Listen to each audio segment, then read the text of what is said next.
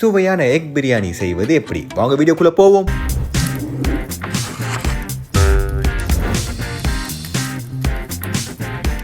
முதலில் முட்டையை வேக வைத்து எடுத்துக்கொள்ளுங்கள். இப்பொழுது ஒரு கடாயில் எண்ணெய் ஊற்றி சில்லி பவுடர், டர்மரிக் பவுடர், சால்ட்டை ஆட் செய்யுங்கள். வேக வைத்த முட்டையின் மூஞ்சில் பூரா விட்டு, அதாவது கோடு போட்டு தவாவில் போட்டு பெரட்டி எடுத்துக்கொள்ளுங்கள். இப்பொழுது ஒரு கப்பில் கர்டை எடுத்துக்கொண்டு chilli powder, turmeric powder, coriander powder, garam masala, சால்ட்டை ஆட் செய்து மிக்ஸ் செய்து கொள்ளுங்கள். அடுத்தபடியாக குக்கரில் எண்ணெய் மற்றும் கீயை சேர்த்து பிரியாணி ஸ்பைசஸுடன் ஆனியன்ஸை ஆட் செய்யுங்கள். இப்பொழுது சில்லிஸை ஆட் செய்து நன்றாக வதக்குங்கள். ஜிஞ்சர் கார்லிக் பேஸ்டை போட்டு நன்றாக வதக்கி தக்காளியை சேருங்கள். உப்பு சேர்த்து வதக்கிவிட்டு செய்து வைத்திருக்கும் கர்ட் பேஸ்டை சேருங்கள். நன்றாக மிக்ஸ் செய்து கொத்தமல்லி புதினாவை போடு சிறப்பாக கலந்துவிட்டு ஊற வைத்த பாஸ்மதி ரைஸை போடுங்கள். அரிசியத்தான் போட்டாச்சு, தண்ணியையும் ஊத்தியாச்சு, முட்டைய போடம்மா.